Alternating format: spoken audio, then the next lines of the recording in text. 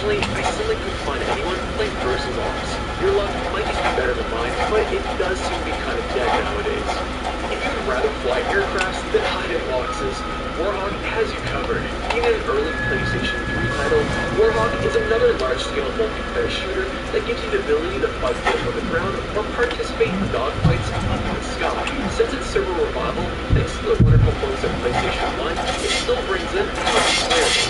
I found that weekends brought in the most amount of people and highlighted just how chaotic this game gets. If you're a fan of the original Battlefront games and don't mind the occasional grenade spam, then Warhawk is definitely worth giving a try. One of the most original games that EA has published in the past decade was Plants vs. Zombies Garden Warfare. Taking inspiration from both the Battlefield series and Call of Duty, Garden Warfare is a PvP team-based shooter set inside a Plants vs. Zombie universe. Like many games in the genre, it offers various classes to choose from, ranging from a goofy pea shooter plant that shoots seeds at people to a zombified football player that sends a barrage of pig skins out of a machine gun. The community here is just as large as it was when I checked last year and doesn't show any signs of slowing down anytime soon. It's one of those games that sounds dumb on paper, but once you give it a chance, you can see why it's played so often. If you're looking for more of a kid-friendly game, then this is a great one to choose. The next title I decided to test was Grand Theft Auto 4, best described as a giant sandbox, where you and up to 15 other players can run around and cause as much destruction as possible. Free roam tends to be where the majority of people hang around nowadays. It's easily one of the most enjoyable modes in this game, giving you all of Liberty City to explore while allowing you to adjust a ton of in-game options, like turning off the police and adjusting the amount of traffic. There's also a nice amount of places that you can explore, like visiting Nico's apartment in the infamous Sweat Sandwich. Grand Theft Auto 4 also offers a ton of PvP modes. You've got your typical run-of-the-mill modes like Team Deathmatch, as well as some rather unique ones like Cops and Crooks. Cops and Crooks is a battle between two different teams, the Crooks and the Cops. The Crooks are tasked with having to escort their boss to an extraction point, while the police are tasked with stopping them from doing so. It's a lot harder than it sounds, and always ends up being a complete riot. Grand Theft Auto 4's player base is also still active in 2024. The community does have its fair share of hackers nowadays, which can be pretty annoying, especially when they freeze your console on you. Despite all of that, it's still one of the best online games that you can play. This is also the case with Red Dead Redemption. Rockstar not only managed to carry the experience over to the Wild West, but expanded on it and made it even better. Just like Grand Theft Auto 4, free roam remains the most actively played mode. Red Dead Redemption's map is bigger than Liberty City, with a wide range of diverse locations to explore. You can travel to the small town of Armadillo. What are you doing? Fights with other players inside the local tavern, or you can form a posse and take dozen gang hideouts spread across New Mexico. My personal favorite thing to do in Red Dead multiplayer is to travel up the tall trees. There is this cabin that's nested surrounded by elk and bears. Are you guys stuck? Are you guys gonna... There's also a host of PvP game modes. For my testing, I was able to find a few lobbies in Capture the Flag, which is Red Dead's take on Capture the Flag. Are you good? This game has to be Undead Overrun. This is a survival story that's very similar to Call of Duty Zombies. Instead of purchasing weapons off a wall, you choose from a selection of pre-made loadouts. Each round becomes progressively more difficult, requiring you to play as a team and not venture off on your own. This is just scratching the surface on just how much there is to do in this multiplayer. It's basically Grand Theft Auto Online without any of the pay-to-win or flying car nonsense. Moving on to the Resident Evil series. A lot of the Resident Evil games are still online with a sizable following keeping them alive. Let's start with the most popular out of the bunch, that being Resident Evil 5. Using the server browser, you come across a bunch of cooperative open lobbies to join. This also extends to the Mercenaries mode, which is a PvP game mode where the player needs a fight while fighting each other. It's kinda awkward given the fact that Resident Evil 5 I am your sword and your... Let's not waste any time. The hang of it. Meanwhile, Resident Evil 6 does have people playing it, but it's a lot smaller compared to 5. I did manage to find a few matches in co-op on the weekend, while during the week, I struggled to find anyone playing the game. Afterwards, I hopped into Resident Evil Operation Raccoon City to see if that was still being played. and to my surprise, it's still active well into 2024. Operation Raccoon City both offers a cooperative campaign and a PvP I'm still mode here. called Team Attack. It's essentially team deathmatch Of with the course. map being flooded with zombies. Having to account for both zombies and the other team trying to kill you kept things interesting. I found the assortment of firearms that you can unlock had me wanting to play more just to check them out. The player base surrounding Raccoon City is small and tends to stick to hosting games during the weekends. It is a decent alternative to the mainline Resident Evil games, and one thing to keep an open mind. If you want something Let's equally get going. tactical and slow pace, look no further than Sniper Of Elite course. 3. As you might have guessed based off the name, Sniper Elite 3 puts you in a role as Let's a go. marksman, with the game revolving around sniping What? at a distance. Each map is large in scale Alright, and offers done. avenues for yourself and your team to take advantage of. Sniper Elite also provides you with a nice arsenal of rifles to choose from, each with their own unique traits and recoil patterns to account for. There still is a lot of players who play this one daily, as it's not uncommon to come across a full lobby, especially on the weekends. What the fuck? Sure, Sniper Elite 3 is a great choice if you want to try something different than your typical third-person shooter. While I was at it, I decided to check out Sniper Elite V2. Fucking Mark, put Unfortunately, the- this one seems God much damn less it. active nowadays. Despite multiple attempts, I It's simply right couldn't by find it, too. anyone else playing this game. Fellow content creator Leg_HD did upload a gameplay video of it not too long ago, so there's a good chance there's still players playing it, and you might have better luck than I did. The next game up was Transformers Fall of Cybertron. Set in the Transformers universe, Fall of Cybertron offers an array of competitive PvP modes that puts the player against each other, either playing as the Transformers or the Decepticons. Each team has their own classes they can play as, and the latest one, called the Titan Eagle, enables a ship gun using solar that connects to a torpedo and transforms into a ship that has its big-ass cannon attached to it. Combat also stands out here as it meshes both on the ground and vehicular Brother. fights effortlessly. It's refreshing, easy to understand, and just plain fun. Being another PlayStation 3 title that was brought back online, this time by the folks at Transformers Enterprise, is still brings in a moderate-sized community. It's not nearly as active as it was when I checked it last year, and you stick to weekends, you can generally find that people still play the game. Moving on, we have the original Watch Dogs. Released late in the PlayStation 2 life cycle, Watch Dogs was an open world third-person shooter got your set in back. the city of Chicago. Now, Watch Dogs is multiplayer, slightly different. Of course. Instead of joining a lobby, the game gives you the option to invade someone's session. From here, you take on the role as a hacker, who is tasked with finding another player on the map, breaking into their phone, and then successfully stealing their data without getting caught. It turns into a giant game of cat and mouse and can get pretty intense. The community surrounding Watch Dogs is also active, as I had no issues finding someone to hack during my time with this game. Since you can get invaded even in single player, it opens the amount of people that you can attack. Watch Dogs also does offer both a racing and trailing mode, although despite my best efforts, I couldn't find anyone playing these game modes. Next up, we have a show called Confrontation, a series we don't really hear much about nowadays.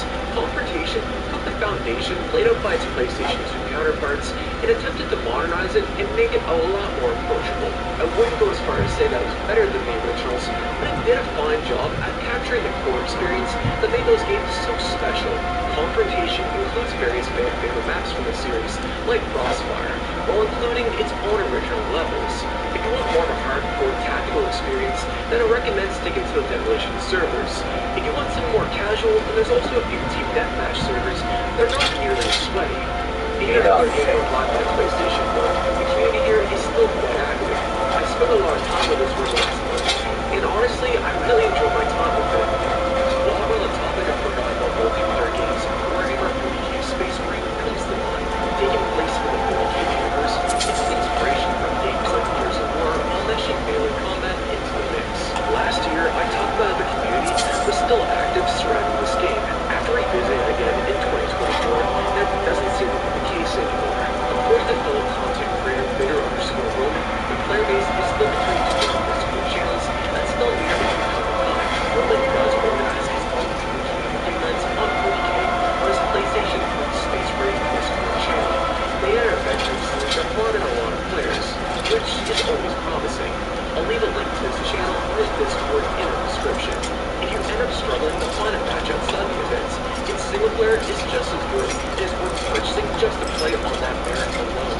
Next, we have Tomb Raider.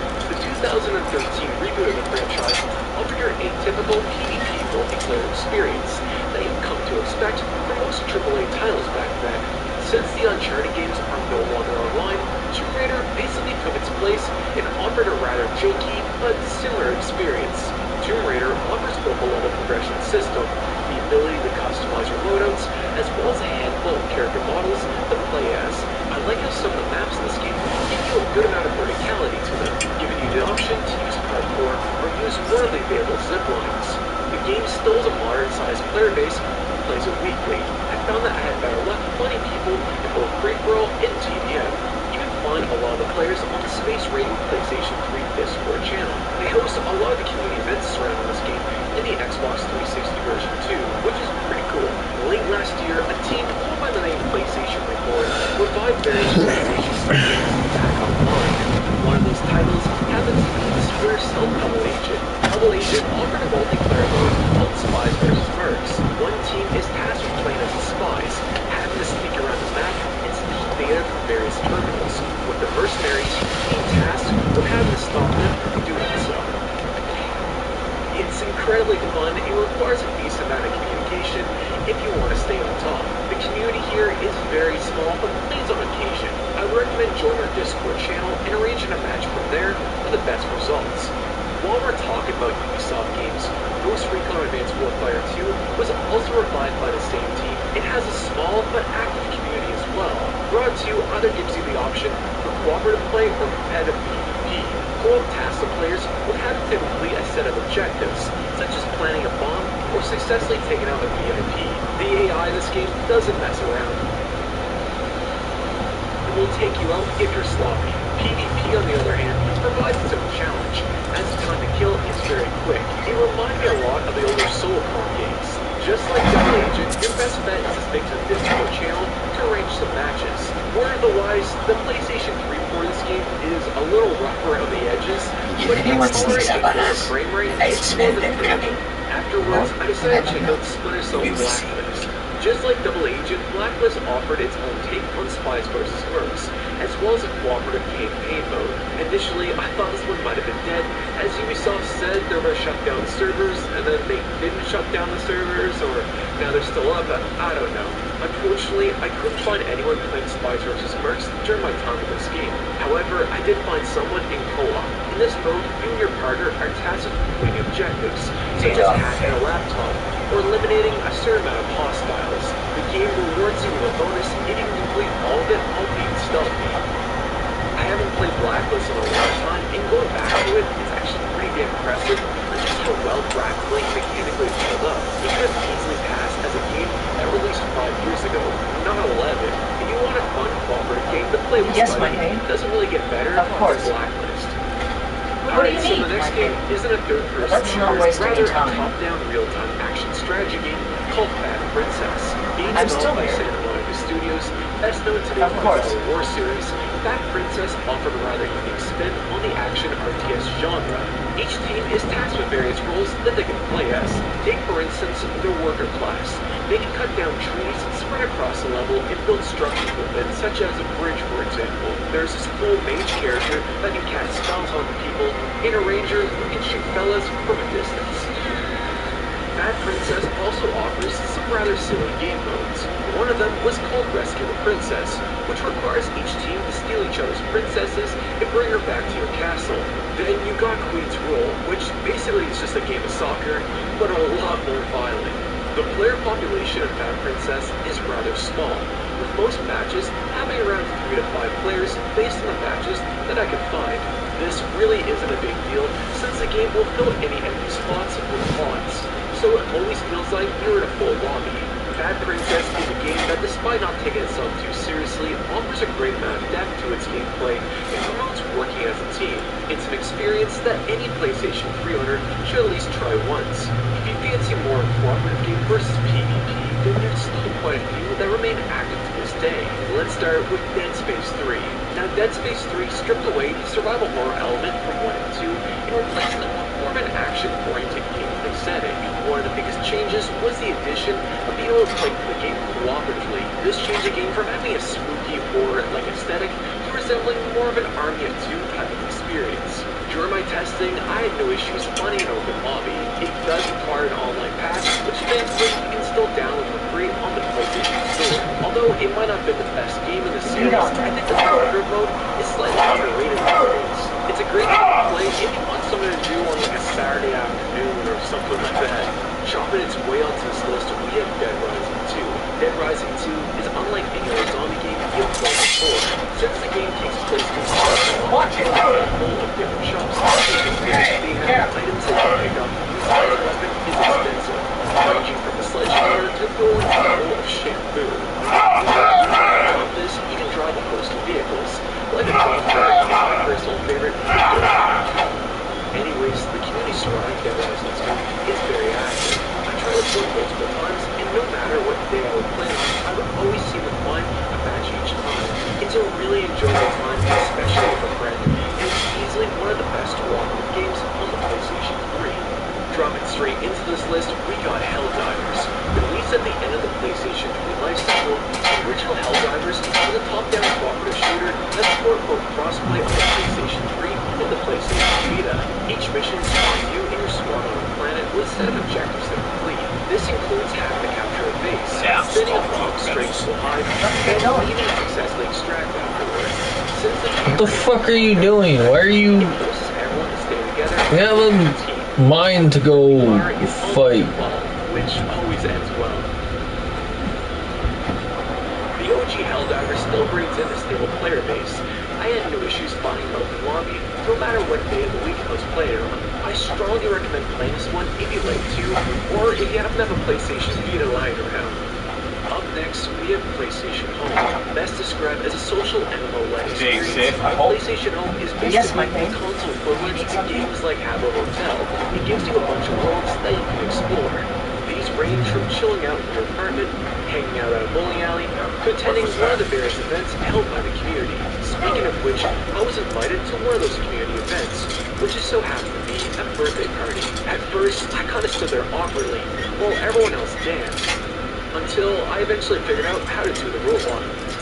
Everyone here was super nice and made me feel welcomed. It's definitely one of the best online communities I've ever interacted with. Also, happy birthday, Amy. The player base here is very active. It's not just people, if you're lucky enough, you might find a live game during the week. Anyone sneaks up on us, crossplay I smell them as coming. well. It's just always a plus. Special thanks to the wonderful folks at Destination Home for their assistance in getting me online. One of the most slept-on titles on PlayStation 3 has been Journey. It was an adventure game where the player has to partake on a massive journey to reach the mountain in the far distance. Journey did multiplayer in a rather unique way. There isn't a lobby or matchmaking service here. Instead, you come across random people throughout your playthrough, with each player only being able to communicate using body language and signs. Although I wasn't able to spend enough time to find another partner on my journey, it's still possible to find someone here, as Sony has not shut down the service for this game as of recording this video. I highly recommend checking it out, as there's no reason to like it to this day. If you're not talking about then how can I not mention the Little Big Planet series? All the PlayStation 3 Little Big Planet games have been brought back online by a team called Little Big Planet Union. I asked around As you got your back. Discord channel Let's get what was going. the most active played game in the series. According to a few of their Discord members, Little You're Big Planet picking 2 us is somewhere the wrong. popular out of the bunch. There's still people playing both 1 and 3. What the fuck? Soon, Speaking of I can hold it. it's Did he a fucking- enormous amount of custom maps made by the community, Damn. all of which support 4-player co-op over Until next 10% time. or in split screen. If you plan on playing any of these games again, you will need a PlayStation 3 running CFW or HEN, as unmodified consoles, as of the recording of this video, will simply not work. Anyways, the Little Big Planet series is a perfect game to unwind and express your inner creativity. Now, let's change it up and start talking about fighting games, starting with Fight Night Champion. It was a boxing game released way back in 2012 that took more of a grittier take on the genre. It's best described as a grounded experience that puts a heavy degree of realism both in its setting and gameplay. There's a good amount of moves and counterattacks that you can perform, with a deep roster of iconic boxers to play as. The community surrounding Champion despite whatever day I would log in, I'd always find someone else in the box with. Although I couldn't stand a chance, I still enjoy my time with this one and highly recommend it if you enjoy the sport. Moving on to Tekken 6. Tekken 6 is an arcade fighting game that's being kept alive by a small but passionate player base. Now, this is the first time I've ever played a Tekken game before, so I decided to jump in blind and attempt to figure it all out on the fly. I quickly realized that wasn't such a great idea. Tekken is not for the faint of heart. It's not as easy as it looks. It requires a lot more investment of your time if you want to stand a chance. During my time with Tekken 6, it appears that most people stick to rank modes over player matches. Although I struggle to find players in my region, it does let you search worldwide, which definitely helps out a ton. If you want more of a challenging fighting game, then Tekken 6 might just be for you. Since we're on the subject of arcade fighting games, Ultra Street Fighter 4 is another popular option in the genre, considered by fans of the series as one of the best Street Fighting games on the PlayStation 3. Ultra boasts a wide roster of over 20 characters to choose from. As a newcomer to this series, I found this one to be one of the more approachable fighting games on this list. The controls feel right and offer a nice amount of depth, although we're looking for more complexity in fighting games. In terms of player population, it's still very active. Yes, you've got your back. Finding someone in the ring playlist. It's also worth mentioning that everything here seems to run fine too, with no real issues with lag or anything like that. Just like was the case with Tekken, I would strongly suggest to stick in the ranked play modes, as unranked were not nearly as popular. While we're on the topic of Street Fighter, I decided I'd also check out Street Fighter 3 Online Strike. It's an arcade port of the original Street Fighter 3 with various online and quality life improvements, released digitally on the PlayStation Store. At first, I didn't expect to find anyone, but within 5 minutes, I actually did. The ping was kinda high, but we still were able to play successfully. If you still haven't had this game downloaded or checked out, definitely revisit it again. She's got your back. Versus Capcom 2. You've been living under a rock for the past 2 decades and never had a chance to play this classic. It's a 2D fighting game that matches both iconic Marvel and Capcom characters. Marvel vs. Capcom 2 offers something for everyone. If you lean more into the hardcore fighting game genre, it delivers an exceptional combat system that's backed by layers of depth for you to immerse yourself in. On the other hand, it's also very approachable for people looking for more of a casual experience, as the game is very easy to pick up and play. Since this game is being delisted, I didn't expect to find anyone. To my surprise, I ended up coming across 6 other players on a random Thursday night. Although this version of the game is pretty good, I think I still prefer the Dreamcast port, especially with the MF2 remix mode. If none of these seem appealing to you, then maybe God of War Ascension might just do it. I feel like a lot of people simply forgot this game even had a multiplayer mode, and not for nothing, it's pretty damn fun. It takes the combat found in the single player while meshing it into a top-down arena setting, with up to 8 players ripping each other apart. I found that the multiplayer was a little difficult starting out, but it does give you a good amount of tutorials to familiarize yourself with the game's controls. Anyhow, you can find a game here with a few others during the weekend. I don't recommend trying this during the week, as I found it wasn't nearly as consistent. If you want to try a different type of fighting game, then God of War Ascension might just be for you. Now, let's move on to sports games, starting with Virtual Tennis 4. Virtual Tennis is still one of the most actively played sports games on the PlayStation 3. It takes more of a simulation approach, having more of a realistic take on the sport than, let's say, Mario Tennis. Every second counts, and it's definitely a game of patience, something I'm not necessarily great at. That being said, it's still a very enjoyable tennis game. As played during the weekends, it's perfect for anyone who's looking for a sports game to play. Slamming head first on this list, we have Skate 3. The skate games were always an incredible time. They not only hunting and fishing these parts for years. so well, they did it in a way where it felt new and refreshing to play. I'm glad to report then that Skate 3 is still very well active in 2024. Free Skate tends to be where a lot of people hang around nowadays. In this mode, you and up to 5 other players can roll around various different parts of Fort Carverton. It gives you a handful of maps that you can choose. Personally, I've always found luck using the stadium maps whenever I wanted to find more players. I did try a few other ones, but I didn't find them nearly as consistent like the stadium map was. If you want more of a competitive experience, you can still find lobbies and spot battle from time to time. I recommend sticking to playing this one on a weekend, as that's when I found the majority of people in this mode. In short, Skate 3 is an excellent sports game that's an age-like fine wine.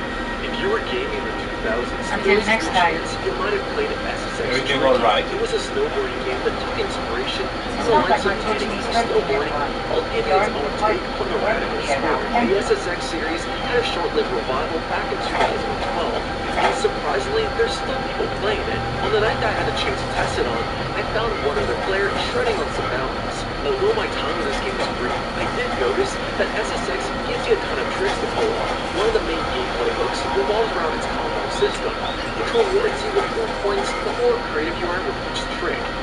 It kind of reminds me of that Shaun White snowboarding game from back in the day. According to a post I found on Reddit, there's still quite a few people who play this from time to time, so there's a good chance you'll find someone online. If you're looking for a game to play while you're bored, then SSX is a good one to try. Speaking of Shaun White, just received word while making this video that Shaun White snowboarding has also been brought back online thanks to the team at PlayStation Reward. It's an open-world snowboarding game that takes a similar approach to SSX, leaning more on the arcade side than being a crowded realistic sim. Shaun White's multiplayer puts you and up to 50 other people on a giant mountain with 100% freedom on whatever you want to do. If that gets boring, the game also allows you to get in some snowball fights. Since it just got released 2 days before this video is supposed to drop, I have no sweet sour news on how big the player population is just yet. That being said, this is a perfect game to unwind, relax, and hang out with a few of your buddies. Now let's move on to racing games, starting with Ridge Racer 7. Ridge Racer 7 is a game I never expected to show up on this list. Being a launch title on the PlayStation 3, I originally thought there wasn't anyone still playing it. However, that's not the case. In Japan, there's a community of players who still play this game weekly. I had a chance to play with one dude going by the name TZ, where we spent a good half hour racing across a bunch of different tracks. Speaking of which, a lot of the tracks encourage you to drift around them, which is quite easy to pull off in Ridge Racer 7. On top of this, there is a built-in chat functionality. It gives you a bunch of command responses and emoticons, such as a smiley face and a dude taking a literal turn. Regardless, this is a great choice for any racing fan, and not for nothing, this game still holds up incredibly well. If you fancy a racing game with more of a Mario Kart influence to it, then why not give Sonic and Sega All-Star Racing a try? It takes the best elements from Nintendo's IP, or replacing with beloved Sega characters. You got Sonic, Tails, Billy Hatcher from that GameCube game, and of course, Shadow the Edgelord Hedgehog. Unlike Ridge Racer, Sonic All-Stars gives you powers that can be used against each other. These range from tripping on LSD, causing a giant rainbow, Finding something useful to around. homing missiles at each Excellent. other. You've done us a Anyway, great I was able to service. find at Here least is your 40 reward. players on a random Thursday night. From additional research I did while making this video, I did notice a few people mention this title, so I'm led to believe that the community is a lot larger than what I was able to find. If you're looking for more of a lazy, Yes, my thing. silly racing You game, need then something? why not give Sonic and Sega All-Star Racing a try? The next game I checked out was Need for Speed Most Wanted. I was a big fan of the 2005 Most Wanted and never really had a chance to play the 2012 Lead on, rematch of the man. game, so I thought now might be the perfect opportunity. The game's controls are similar to the You can't wait to kill another of those game exploits. series, especially when you crash into things. Alright then. I love the amount of diverse locales the map has too. 1 minute you're cruising down a highway in the middle of a canyon. You're then the next minute you're Steel's good, but loyalty's better. Loyal to them here first, always the Empire second. the sea and worth exploring. This game so routinely brings in a solid player base. Like in the case of many other games I've talked about so far, it's best to be at my fortune weekend over best results. Citizen. Up next, we have the original Grid, being yet another game brought back online. Grid is a racing sim that offers a nice range of licensed cars and tracks taking place across the globe. Players can choose from a host of different game modes, one of which has 3 laps around a Grand Prix, while another one is a giant drift competition, with whoever can land the most amount of sick drifts winning the game. The community surrounding Grid is small, with the majority of players hosting games on the PlayStation Reward Discord server. It's an enjoyable, realistic racing game that any fan of the genre will enjoy. Next, we got Burnout Paradise. Being one of the last main entries in the ELDEN franchise, the Burnout series is best known for its fast-paced nature and its rather impressive car destruction physics. Paradise was just was revived thanks to the folks at PlayStation Org. I tried to split a few times, and I was able to find a few others playing around in free roam. Word of caution, you're going to need to port forward your internet connection as soon as to play online again. If you don't do that, it'll still let you join, but within 2 minutes, it'll eventually kick you out of the game. That being said, if you can manage messing around with your router settings, it still holds up as one of the best open world racing games on the platform. Smash Dance way onto the list, we have Gran Turismo 6. Now, I pride myself on testing every single game on this list. However, I had to make an exception for Gran Turismo 6. Despite downloading a 60-gigabyte update, which took well over 6 hours, it simply wouldn't do. Turns out, if you update the game on the SSD, it also somehow manages to break it. I even went to the length of installing each update manually, and that still didn't fix it. This is a real shame, as judging based on Discord channel at least, there's still a ton of people playing this game online. It also appears that the community hosts events daily, so there's always something to get involved with. If you haven't had this game still installed on your PlayStation 3, connecting to the private server is very straightforward and easy to do. I'll leave a link to their Discord channel in the description down below. Before we end this video, there's a few more games that supposedly have online communities surrounding them, some of which I simply couldn't find other players in, while others I simply didn't have enough time to check, starting with the Borderlands series. Now, I tested both 1 and 2 on various different occasions. Each time I tried it, I failed to find any sort of overwhelming or signs of any other players. Best to arrange a match beforehand if you want to play co-op nowadays. This is also the case with Dead Island. In last year's video, I mentioned that I did find at least one other person in co-op. Despite my best efforts, however, it doesn't seem to be active anymore. This is a real shame, as this is definitely an underrated gem, and at least in my eyes.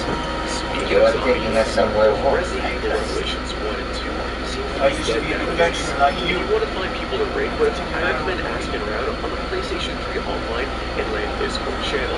Blur is another title that I failed to find other people in. It was revived via private server not too long ago, and best of all, it doesn't require a modified